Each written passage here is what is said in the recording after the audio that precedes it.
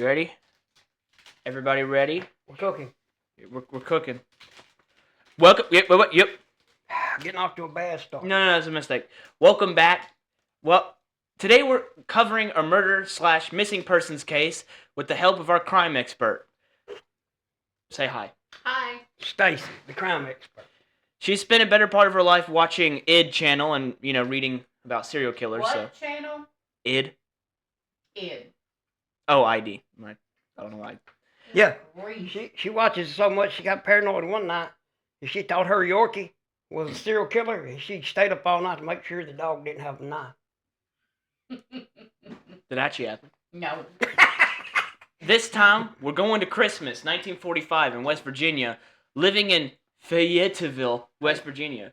You got one job besides what you're doing. What? Make sure that he tells me to click these pictures because he tends to... I never forget. Well, the other thing I forgot to bring in here was a fly swatter. So that when he has a Tourette's episode, I can knock him upside the head. Just slap him with your hand. It'll be... Okay. So we're still on this picture? Yeah. Okay. George Sodder, his wife Jenny, and 9 of their 10 children lived in the same house. To get to the bottom of the story, we'll go back to the beginning. Okay. Yeah. Back to the beginning. See, George was born at a very early age. Funny, ha ha. That's what my buddy Jerry Smith used to say. Ha ha. Next picture, please. Oh, he's on it now. Of course. George Sodder was born in... George Sodder was born in 1895 in Italy. His birth name was Gio Soddu. Give me that. Where? Gio Soddu. Giorgio. That's not how that's said. That's a G-I-O. It's Giorgio. Okay, there's no R. Oh, there is an R. He immigrated to America when he was 13. Imitated?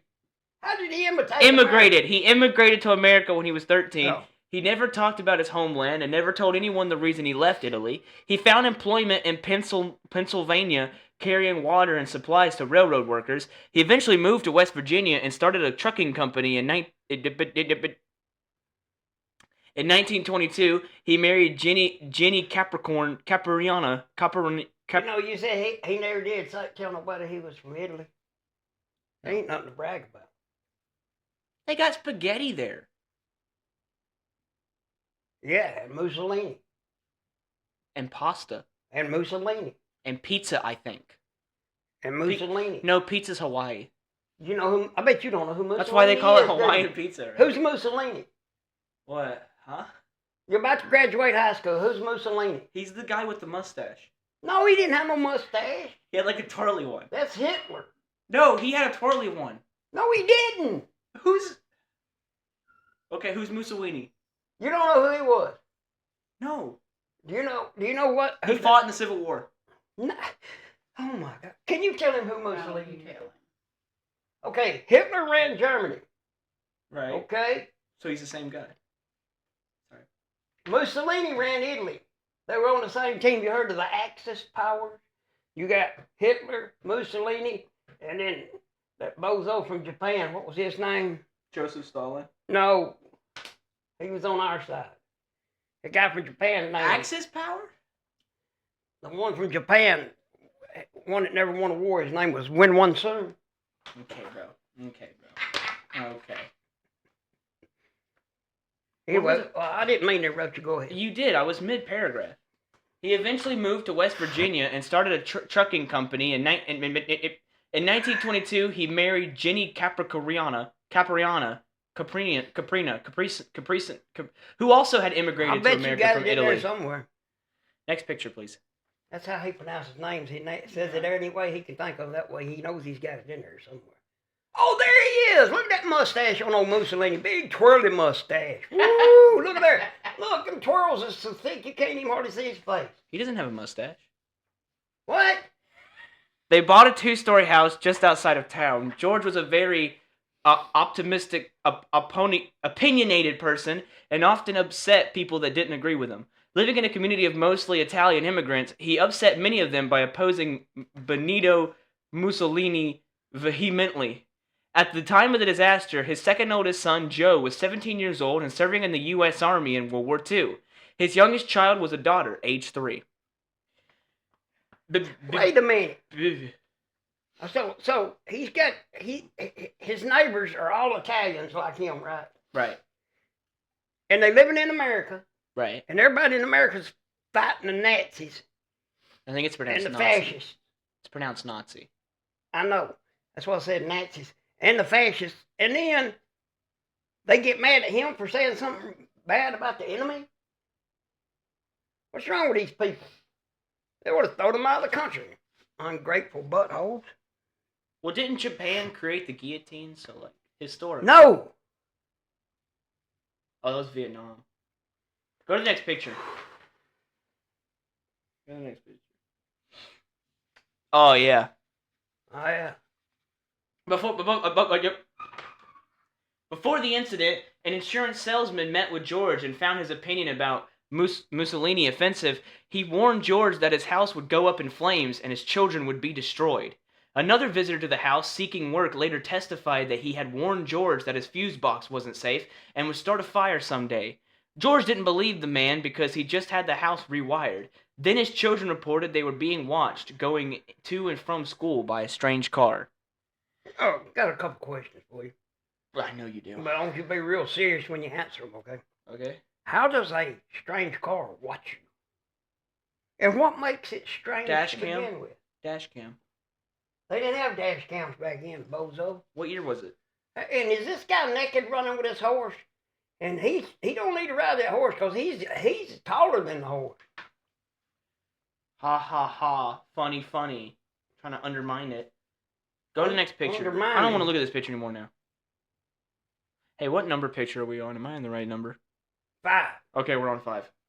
See, I'm doing good. An event occurred on Christmas Eve where the house caught fire. George, his wife, and 4 of the older children managed to escape. Not only did the 5 younger children not escape, but their bodies were also never found. By the 1950s, George and his wife... Sorry. Look what you did! You spoiled it. Much ado about nothing. You spoiled it. Not only did the 5 younger... Say that in English. I'm trying. Not only did the 5 younger children not escape, but their bodies were also never found. By the 1950s, George and his wife came to believe that the 5 children were still alive somewhere. He put up a billboard with his pictures and posted rewards for their safe return. He also turned the house site into a memorial to his missing children. And their bodies were never found. Yeah. Well, expert, is that possible? Yeah. I mean, if they kidnapped the kids and... No, I'm talking about if it was a fire. Oh, if it was... No, you can find something, I'm sure. Oh, okay. Hear that? Because I was listening to one the other day that was really gross, where somebody tried to, liquefy someone's remains and flush them down the toilet, and they still couldn't get it all gone. How do you liquefy someone? Put it in a blender or with acid. If that works. Yep. And then you sell a blender in the yard sale. Gross. The local... Next page. What did he say? I don't Next know. picture. That you spoiled. We already know what it is. Yeah, now there's one with a mustache and one without. Yeah, That's, see? you know who that is? That's Charlie Chaplin right here. No. And that's Kojak. You don't know Kojak, do you? Is that the guy from... Kojak was on TV in the 70s. Mm-hmm. He was on that show Hawaii 5-0 or something, wasn't he? No. What's Hawaii 5-0? It's an old detective show. It was a show come on with a wave. Okay. The local 58... The local fire department ruled the fire electrical, but George didn't believe them. He just had the house rewired and inspected. He came to believe his children had been taken by members of the Sicilian Mafia. Sicilian Mafia. What is the Sicilian Mafia? I wrote that down. I know what that means. Out of revenge for the... Oh! You got it. I got it. Out of revenge for his anti-Mussolini comments. In the 1960s, a photograph arrived proclaiming to be one of the boys as an adult. The billboard remained beside State Route 16 until Jenny's death in 1989. So they ain't found it. Mm-mm. It ain't solved. Mm-mm. That's why we got the expert here to solve it, right? Mm-hmm. Okay. Go to the next page. Yeah, I'm tired of looking at these two knuckleheads. I don't know why What'd I he do that. say? I don't know why I do I don't that. know, but I have a fly swatter in there that has your name all over it. Okay. I hope it's electric fly swatter. Oh, I accidentally pressed a button on one of those once, and it hurt my hand when I was a kid. That happened.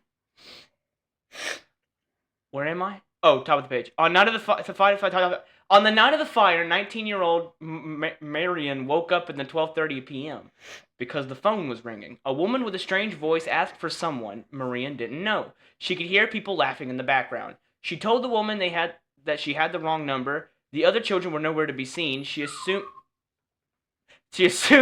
they'd gone to bed. She went back to sleep, but at 1 a.m. she was woken by the sound of an object striking the roof and rolling down. She heard nothing else and returned to sleep. At 1:30, she woke up again to the smell of smoke. You hear something hit the roof and roll down. Yeah. Well, it's late. I gotta get some sleep. Probably just a meteor or something. Nothing to get uptight about, right? It could have been anything. Yeah. I think I'd be up checking on that. An acre? An acre? No. Go to the next page. Go on to picture number 8. There they are. Oh, Huh? that's the whole family, huh? She found George's What? Huh? She found George's office on fire and woke him. I have to apologize for the dogs again, as usual. Her father then woke the older boys, Marianne, 19, Sylvia. Sylvia. Oliver. I hate to. That sounds disrespectful. Sylvia, 3. John, 22. George Jr., 16. George Sr. We're gonna have to get that. We're gonna have to get that. She's angry. Go ahead. Our dog is angry. George Sr., 50, and his wife Jenny, 42. Oh, they're gonna fight. Dogs are fighting. They all shouted at the. Say that in English. The dogs messed me up. We lost our expert. We've had them dogs. She'll be back. Okay. She had to go break up a dog fight.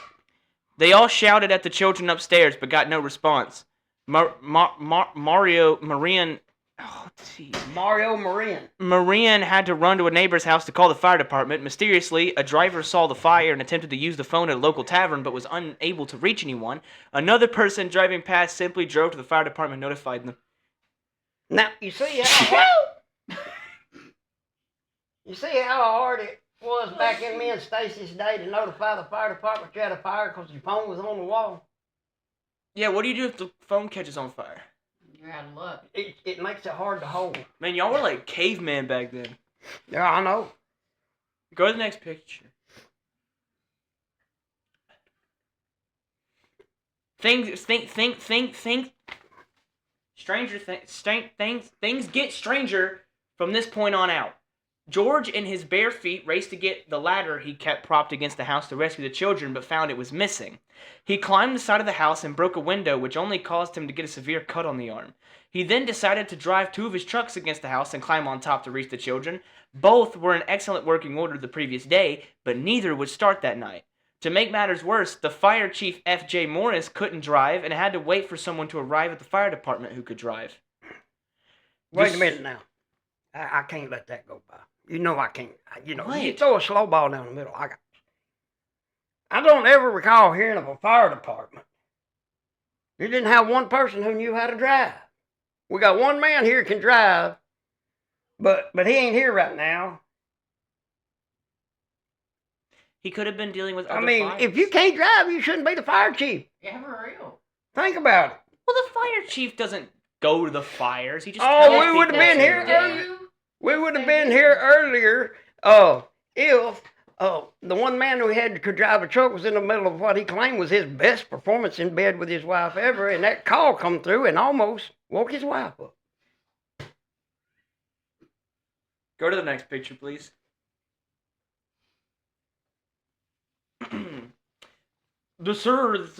They did. The survivors were forced to watch the house burn down for 45 minutes. They originally thought the 5 children had died in the fire. One of the firemen who arrived was Jenny's brother. He assisted the chief in combing through the debris and reported to the Sodders that no bones or signs of the children had been found. The fire chief told George to leave the site alone until the state fire marshal could investigate it, but George covered it with a bulldozer because he wanted to make a memorial to his dead children. So Jenny's brother was the fireman that drove. Yeah. And they had to wait on him. And he was the one in his best performance ever, according to him. Go to the next picture. Okay. The coroner claimed the children died sitting in them chairs. The coroner claimed the children died in the fire, which was electrical, and requested a jury rule. The jury was in full agreement with the coroner. One member of the jury was the insurance salesman who had predicted that the house would burn and the children be destroyed. George later began to put pieces together. I can't help it. Who was that ruled out? The coroner? He did. Do you know that a Corona is a beer? No, this is coroner. No. ER. A coroner. This isn't the same thing. It's ER. Doesn't matter. Does it end with an A? Coroner. It doesn't matter. You're saying it wrong. It is a coroner. Hey, remember what you told me last podcast about working on my pronunciations? No, corner's I think you need to go look in the mirror. How you spell corner? CORNER. CEO. No, CERNER. It's CORNER. How do you spell corner? Corner. CORNER. The corner, like, you know, where the dogs around here like to poop. Yeah, and he used to have to put his nose in the corner every time he got in trouble. So anyway, the coroner said, now what did the coroner... Now this is the old house out today. Do you want me to reread the entire paragraph? Three coroners have been sitting there watching it. Close. Do you need me to reread the whole paragraph? No. Okay. I think I caught the gist of it when I wasn't trying not to laugh. So what you're saying is, the guy that told him his house would burn and his kids would be destroyed was on the jury. Is that what you say? Yeah. Okay. Does anybody here, before we allow you on this jury, know these people? Well, I did threaten the guy. I told him his house would burn down and his kids would be... Oh, you're fine. Welcome to the jury.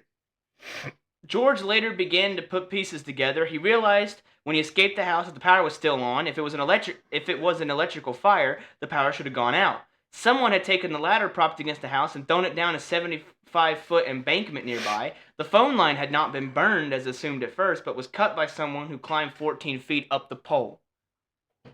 I've solved this one already. We don't even need our expert. I'm sure you did. I did. I mean, think about it. The fire truck cut the phone line when it pulled in, because probably the guy that didn't know how to drive was driving. Then he knocked the ladder down an embankment after he cut the wire. Couldn't get to stop. And then, but you know, the power was still on because electricity can jump several feet as long as the wire don't get too far away. So what's much to do You're about such a nothing. way with words, man. Thank you. Next picture.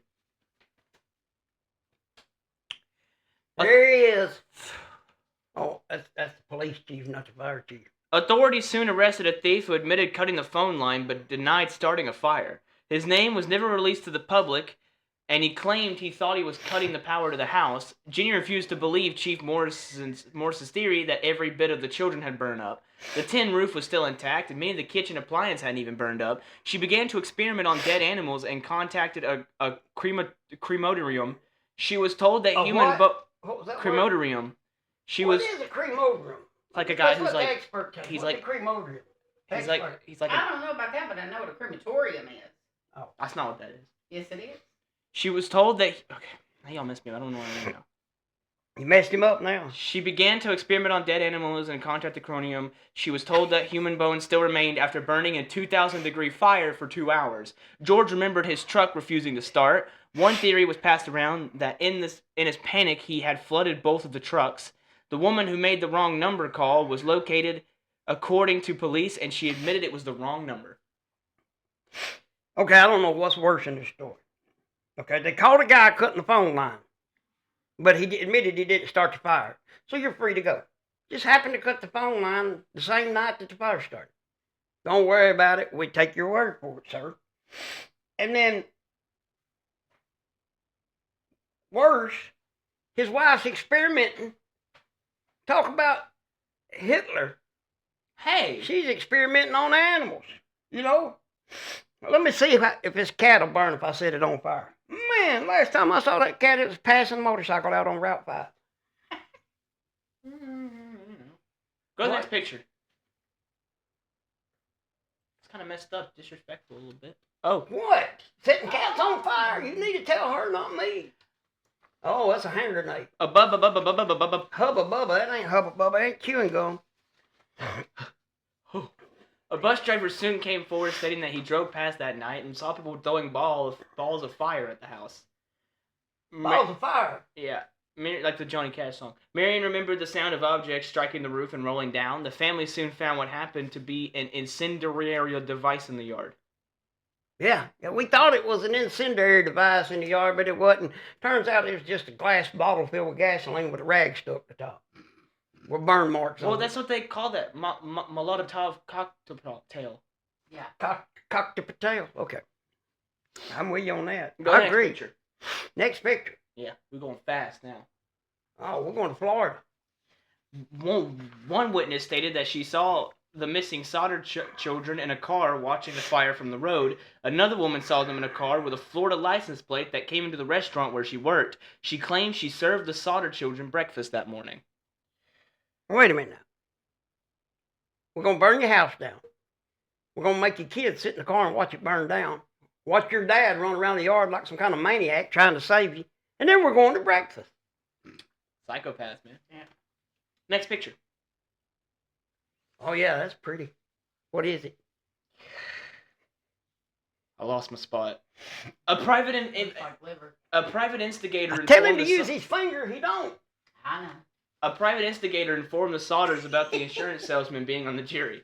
He also learned that no remains had been found in the fire. However, Chief Morris claimed to have found a heart that he claimed he buried in a metal box in a secret location. George approached Morris with this information, and Morris gave him the location of the box. When the private instigator and George dug up the box, they carried the remains to a mortician. Mortician? Mortician. What? Mortician? Mortician. Mortician. The mortician informed them they had brought in a beef liver that had never been exposed to fire. Now, how'd this police chief get his job? Let me guess, he's a mayor's brother. Dumb brother. Special needs.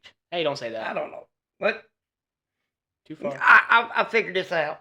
The town didn't have enough people in it, couldn't afford to pay a police chief with more than a third grade education. I bet if I was the police chief, I'd solve They it. probably just had bad benefits. Next picture. Yeah, I'm tired of looking at this beef liver. Oh, I know him. He used to work up there in Washington somewhere. Chief Morris later... They named a dam after him in Nevada. You know who it is? Chief Morris. Whoa, I don't happen to be there.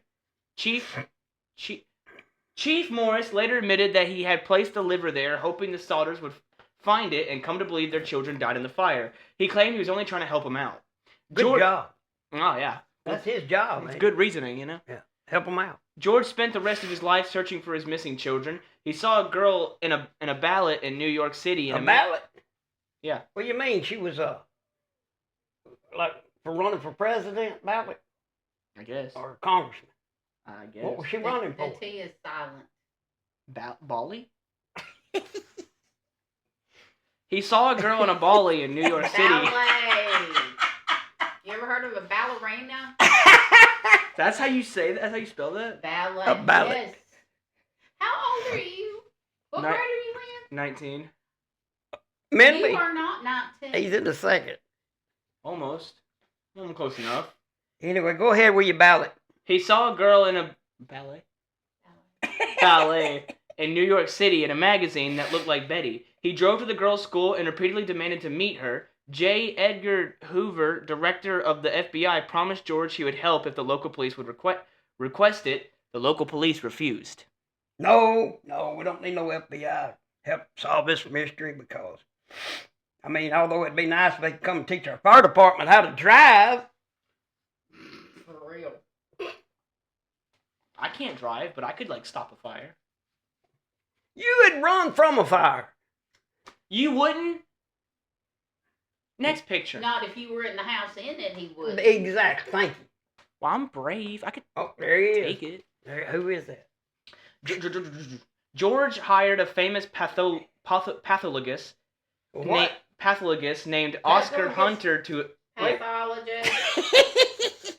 pathologist named Oscar Hunter to excavate the burn site. Hunter did so in 1949 and found a dictionary that belonged to the children and some coins. He found several bones he thought were human vertebrae. The bones were lumbar vertebrae belonging to the same person. Because of the state of the vertebrae, it was stated by experts that it could not have been any of the Sodder children, but someone around the age of 22. Okay, so it's a lumbar vertebra. Something like that. Lumbar. Is that lower back? Lower back. Oh, okay. Yeah. So they don't belong to anybody in the family. So it's probably somebody bullfrogging in your attic when the house goes. You gotta stop with that. What? You never checked our attic, by the way. That one episode. I'm not going up there. It's hot. Now, go on with your story. Next picture first. If you're worried about what's in that attic, you go up. An expert from the Smithsonian Institute noted the vertebrae Hey, had we've been there. No, you hadn't. I have. I've been to the Smithsonian. They noted the vertebrae had never been exposed to a fire. Furthermore, he reported that a fire like that one at the Sodder farm should have left full of skeletons. It was soon discovered that the vertebrae had come from a local cemetery, but no one could figure out how it arrived at the Sodder house site. I know how. How? Ask old Chief Beef Liver Barrier. Okay, bro. He knows. He probably did that too. Go to the next page. I'll dig this guy up. Been dead for 100 years and throw his bones over there. They'll believe me then. Despite George and Jenny's attempt to continue the investigation, West Virginia and the FBI determined it was hopeless. Despite this setback, George and Jenny never. By the way, sorry, off topic. The FBI determining something is hopeless is kind of crazy to me. That's like off topic, but like that's kind of insane. Despite the setback, George and Jenny never gave up hope finding their lost children. A woman named Ida Crutchfield soon came forward saying she had ran a hotel in Charleston, West Virginia at the time of the fire. She claimed two couples who were Italian had come in one night with 5 children matching the ages and descriptions of the Sodder children. Ida had spoken to one of the young boys, but one of the men had instructed the boy to remain silent with a threatening expression. Wait, let me guess. Old police chief's gonna say the woman's goofy. Authorities deemed the woman to not be credible, but she didn't come forward until 1947. Saw that one coming, just like that slow ball down the middle. Yeah. Go to the next picture, by the way.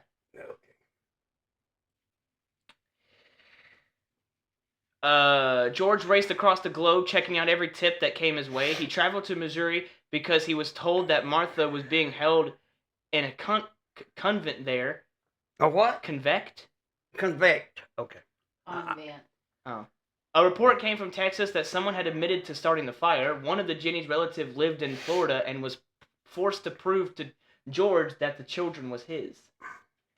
You know, I kind of sympathize with George, though. Seriously. Kind of? Yeah, I mean, as bad as my kids get on my nerves, Okay. I mean, I'd go to the end of the earth for any of them. Mm-hmm. My oldest hasn't spoke to me since 2022, but if he called me tomorrow, I'd be there. I can't make him love me, but I'd be there. You know what I mean? Mm-hmm. My youngest hadn't got enough sense to use a microwave. But Dude, I was one time. 21. Oh, that's the go to picture 21. is that the same person, expert? Are these supposed to be age progression pictures? No, this is. Tell it. Supposedly, like, no. It's the same guy. Ain't it? Same guy, yeah. Okay. He said that earlier. If you Where paid is that? attention. He said they got a picture. He said they got a picture in the mail that said it was this kid later. Maybe. I don't know.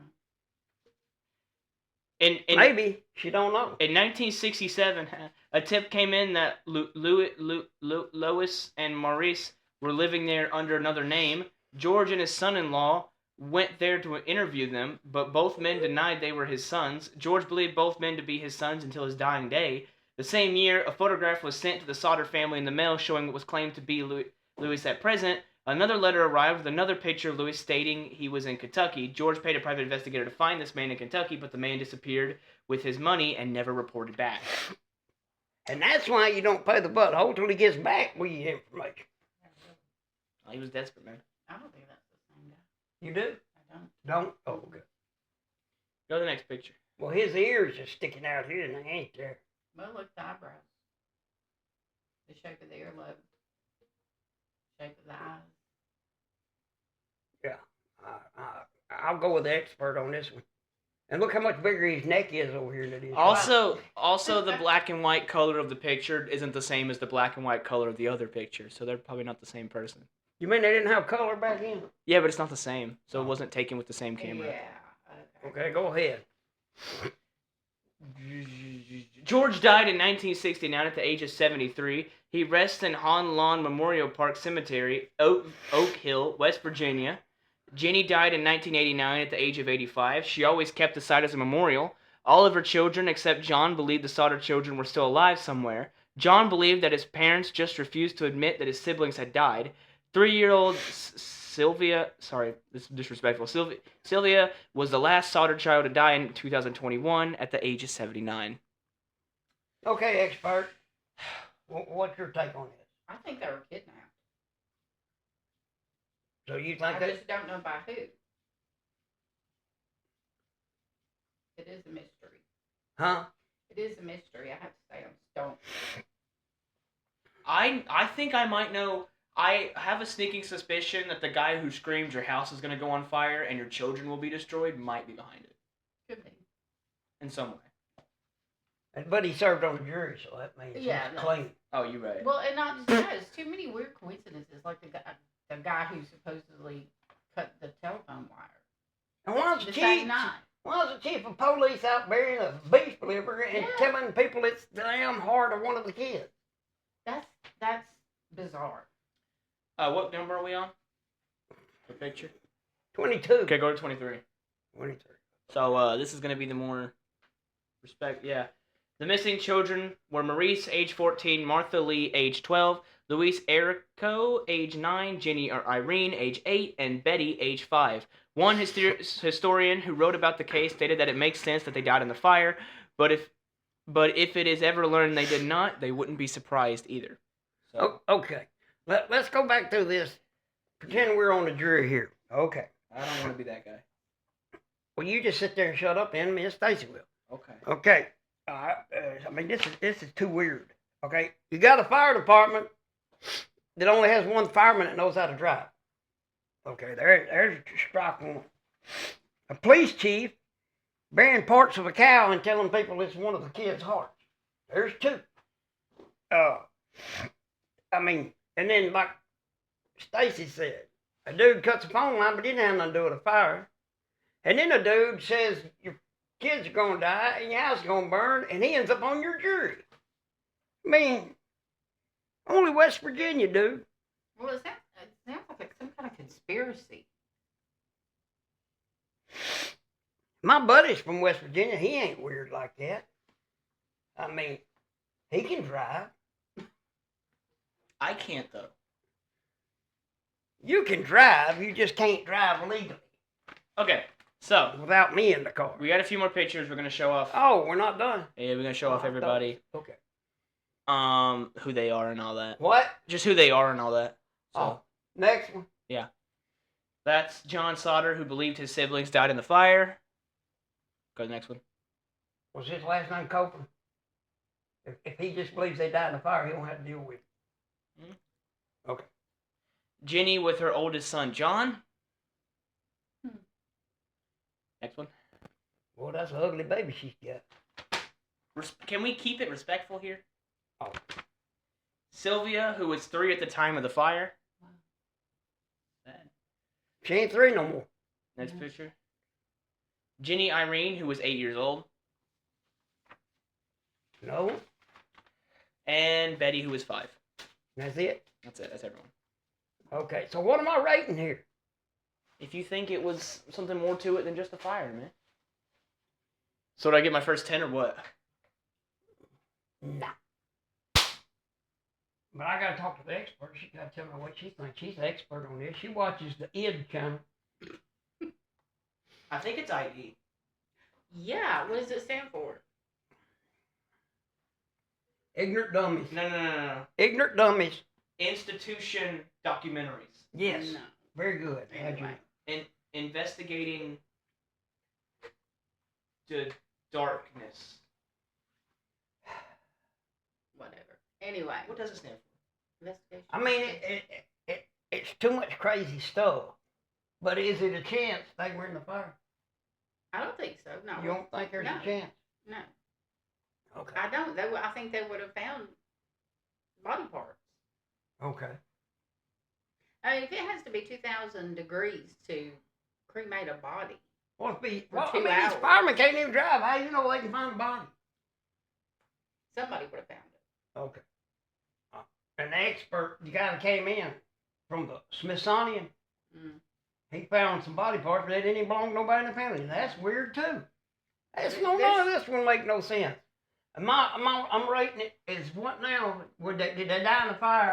I'm gonna go with a 2 that they died in the fire.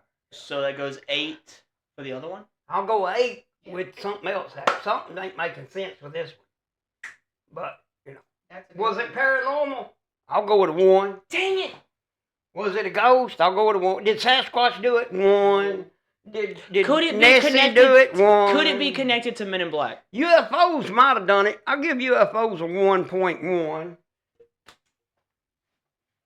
That's what I get for getting somebody from who watches ID channel. They're always in reality. Whenever I watch an episode of ID channel, my first thought is you don't know it could have been the Men in Black. It could have been the guy that put wood chips up a mummy's butt. That was a long time ago. How long is it going to take you to move past that? Well, it's going to take a while to get over them sawdust in the mummy's butt. It's wood chunks. No, what was it? You don't even know What was it Donnie Baker said? which part. Could have turned your... Turn your butt into a wood chipper. If you're a mummy, they'll turn your butt into a wood chipper. Gee. You know what's even worse than that? And he's mad because he got a low score that day. And he's in the middle of this. What was that podcast even about? The worm in the desert. Mongolian death worm. And we're talking about the desert stuff. And right in the middle of it, he says, They saw the episode. You don't have to make fun of me for it. in the middle of it, he's talking about this death worm and says, they put sawdust in the mummy's butt to fill his abdomen. And I said, what mummy? And he's like, what are you talking about? They saw it. I don't want you So to... then I said, do you copy and paste? There's no thing. Look, just... Okay, we're not going to talk about the mummy's butthole no more. Because I can see you're very sensitive to that. 'Cause you're You get 20. offended. They're gonna... Whatever. They're going to what? No, whatever. What are they going to do? They're gonna think I'm dumb. I think you pretty well fixed that already. I'm not. I use... They don't know I'm a I genius. use deductive reasoning. I'm a truth seeker. Mm. A what? A truth seeker. Yeah. And then you get mad when the truth don't seek out the way you want it to. Whatever. What? I'm just saying there's a possibility. And why are you so upset you got an 8? No, you gave me a 1. I gave you an 8 on they didn't burn up in the fire. Mm-hmm. Okay, but could it be something... Have you ever paranormal? got an 8 before? Could it be the... Have you ever got an 8 before? You're right. Huh? So I'm getting an 8 overall for this episode. Yeah, you got an 8. Oh, that's amazing. No, they won't think you dumb. It just took you an hour to figure out you got an 8. Guys, I got an 8. He's gone. Yeah, TNT. What? He's going to be really depressed when he finds out what's going to happen the rest of the school year. Uh-oh. What's he gonna do? He's gonna try to make him learn something? It's a little late. Spelling tests. Oh! Hey. Ooh, spelling test. I used to take those in kindergarten, but I failed them a lot. You think? I failed those a lot, though. One time I had to spell aquarium. TNT out.